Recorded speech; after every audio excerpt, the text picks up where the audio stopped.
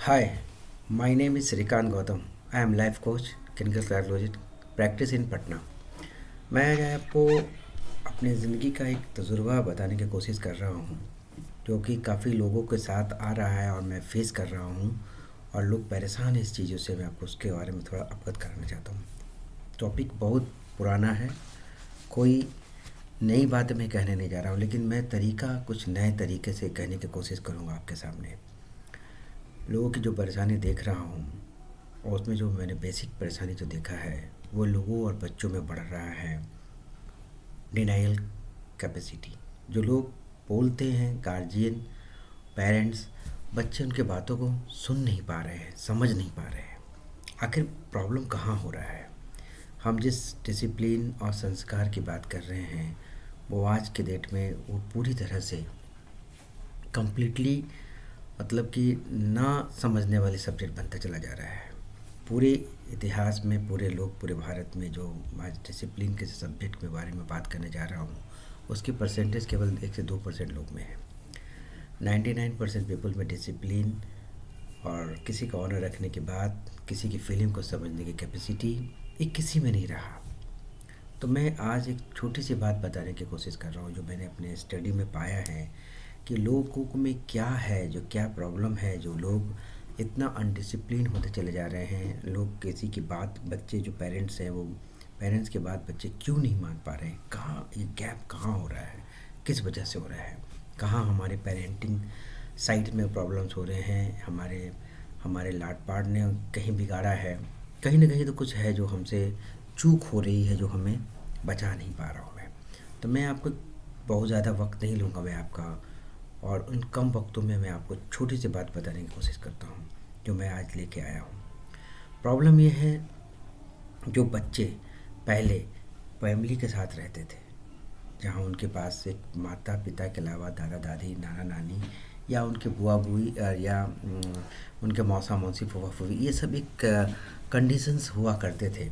तो उसमें होता क्या था कि लोग फैमिली के साथ रहते थे तो हर चीज़ एक दूसरे से शेयर करते थे। लोग उनके सुख दुख सब कुछ शेयर होता था।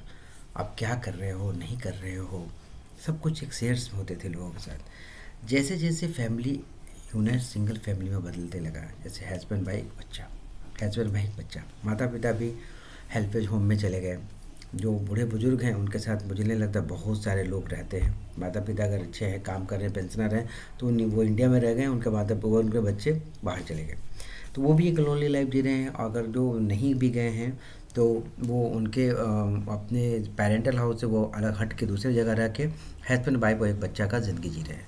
तो बच्चे किसी तरह से दादा दादी, नाना नानी ये सब अलग होते चला गया और उसकी ज़िंदगी सिर्फ मोबाइल में बन के रह गई, सारे सोशल मीडिया में बन के रह गए। एक तो दूसरी तीसरी सबसे इम्पोर्टेंट बात मैंने देखने को मिला कि आज जो है वो बच्चे, माता पिता दोनों काम कर रहे हैं। पहले एक कमाने वाला 10 खाने वाला होता था, खूब अच्छे से लोग खाते थे। आज है कि कमा दो रहे हैं, खाने वाला सिर्फ एक है, जिसके चाहते क्या होता है हम उसे ज़रूरत से ज़्यादा मल्टीपल इन्फॉर्मेशंस दे देते हैं, मल्टीपल सुविधाएं दे देते हैं जो उनके एक्सपेक्टेशंस नहीं होते। तो बच्चे को ये समझ में नहीं आता है कि आप मुझे क्यों दे रहे हैं। मुझे तो ये समझ में नहीं आ रहा है कि मैं इसको रखूँ तो कैसे रखूँ, इनको इन्वेस्ट करूँ तो कैसे इन्वेस्ट करूँ। वो इसके वजह से वो डैनियल प्रोसेस में चले जाते हैं। आप कुछ भी बोलते हैं उसको समझ में नहीं आता है। उनको पता है कि मैं कुछ बोलूँगा मेरा वो पूरा हो जाएगा और मुझे कुछ नहीं चाहिए। तो इसकी वजह से धीरे धीरे धीरे धीरे बच्चे जो होते हैं वो अटेंशन डिफिसिट के सामना होने लगता है। अटेंशन उनको नहीं मिल पाता, अटेंशन दे नहीं पाते और अटेंशन ले नहीं पाते। दोनों तरह की प्रॉब्लम उनमें आने लगती है। तो मैं देख रहा हूँ 99% बच्चों में है ऐसा, कोई बड़ा बात नहीं है। तो मैं आपको एक टेक्निक बताना चाहता हूँ, सिंपल सा बहुत से, कि सबसे पहले जो आपकी जो सुविधाएं हैं बच्चों को जो आप दे रहे हैं उसको कमांड करना सीखें। अनलिमिटेड प्यार तो ज़रूरत है, हर एक माँ बाप अपने बच्चे को प्यार करता है, लेकिन प्यार करने का ये तरीका नहीं होता है कि अपने आप इमोशंस को खो दे और वही आपके प्यार करने का नजायज़ फ़ायदा उठाए और आपको तकलीफ़ दे।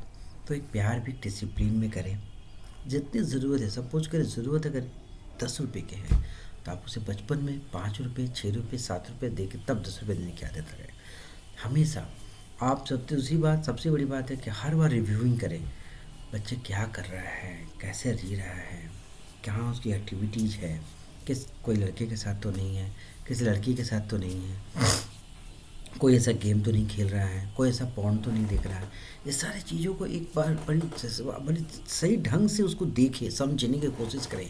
कहाँ बच्चे अपने आप को इन्वॉल्व कर रहा है, बहुत निक लगता है। बहुत ज़्यादा वक्त नहीं लगता है इंटरव्यू करने में बच्चों का। धीरे धीरे बचपन से करिए आदत। तो बाद अगर वो बच्चा 10th और 10th में 12th में चला गया तब ये करेंगे तो उसे इरिटेशन होगा। उन्हें हमेशा लगेगा कि पापा मुझे क्या कर रहे हैं, मुझे मैं तो बहुत पढ़ा लिखा हूँ, मैं तो हाई एडवांस हूँ। नहीं, बचपन से करें। हर एक चीज़, खेलने की आदत डालें, मोबाइल पर कम रहने की आदत डालें। अपने साथ ज़रूर उसके साथ 10 मिनट 5 मिनट वक्त बिताएं। उनसे पूछे बेटा तुमने क्या किया। अपने अगर आपके पास अपने ग्रैंड पेरेंट्स हैं तो कम से कम उनसे उनसे बात ज़रूर करवाइए। उनके उनके कैसे वो रहते थे वो ज़रूर बताइए। अपने फादर के अपने फादर के बारे में उनको बताइए कि मैंने इस तरह से पढ़ा।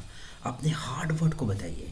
आपको डिस्कशन करिए कि मैंने कितने मुश्किलों से हालात से गुजर के यहाँ तक पहुँचा हूँ बेटा। इन्हें ज़रूर बताइए। ये सारी चीज़ बहुत इंपॉर्टेंट है, लगता है बहुत ख़राब लेकिन बहुत अच्छी चीज़ें हैं। उनसे इंस्पायर होते हैं। और मैं आपको बताता हूँ, बच्चा ही आपके घर का आपका आप ही उनका सबसे बड़ा मोटिवेशनल स्पीकर्स हैं, मोटिवेशनल गुरु हैं, मोटिवेशनल लाइफ कोच है, सब आप ही हैं। इन्हें बाहर से लेने की उनको ज़रूरत नहीं है। आप चाहें तो उन्हें अपने ही हिस्ट्री को बताएं, अपने ही अचीवमेंट के बारे में उन्हें बताएं कि देखो बेटा मैंने ऐसे किया था, ऐसे पहुंचा, ऐसे लाया, ऐसे किया। हमेशा ईमानदार बनने की कोशिश कीजिए।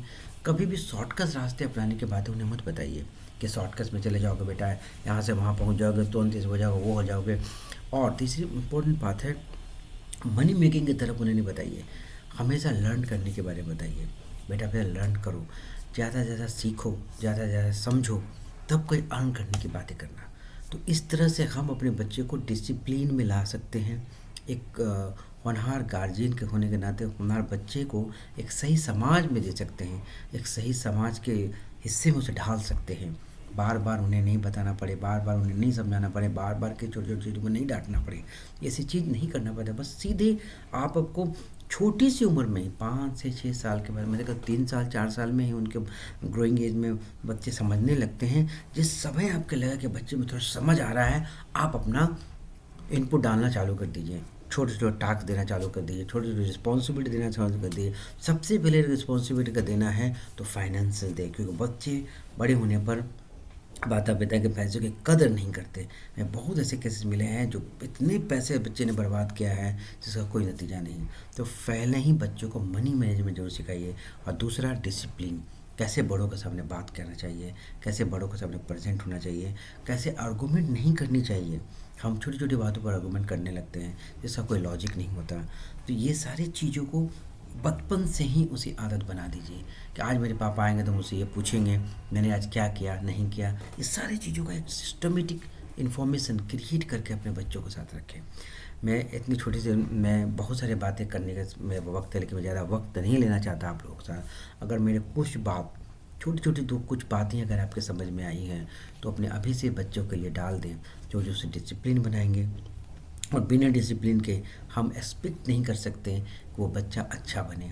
आपको डिसिप्लिन होना बहुत ज़रूरी है, आपके बातों का मानना बहुत ज़रूरी है, आपके बातों का आर्गूमेंट ना करें ये बहुत ज़रूरी है। बहुत सारे बच्चे तर्क बहुत करते हैं जिसका कोई मतलब नहीं होता। बहुत सारे बच्चों को देखा हूँ कि अपनी माँ के सामने बहुत बाहर वाले लोगों को ये इंसल्ट करते हैं। ये सारे सिस्टम में आएंगे ही नहीं। आप शुरुआती दौर में ही इसे ऐसे टास्क में डालें, ऐसे रिस्पॉन्सिबिलिटी में डालें जो आपकी इज्जत को बचा के रखे, आपके सेव करके रखे और आपको सही रिजल्ट देकर रखे। तो मैं कोशिश करता हूँ कि आपको ये वीडियो पसंद आया होगा और ज़्यादा से ज़्यादा मैं कहूँगा कि इसे आप सुने, समझे और लाइक करें। एक आइकॉन बटन भी है, अगर आप उसे दबाएंगे तो मेरे नए नए वीडियो आपके सामने भी आते रहेंगे। और जो आपको अच्छा लगा कमेंट ज़रूर करें, नहीं भी अच्छा लगा तो ज़रूर बताइए, अच्छा लगा उसे भी शेयर कीजिए। Okay, good day.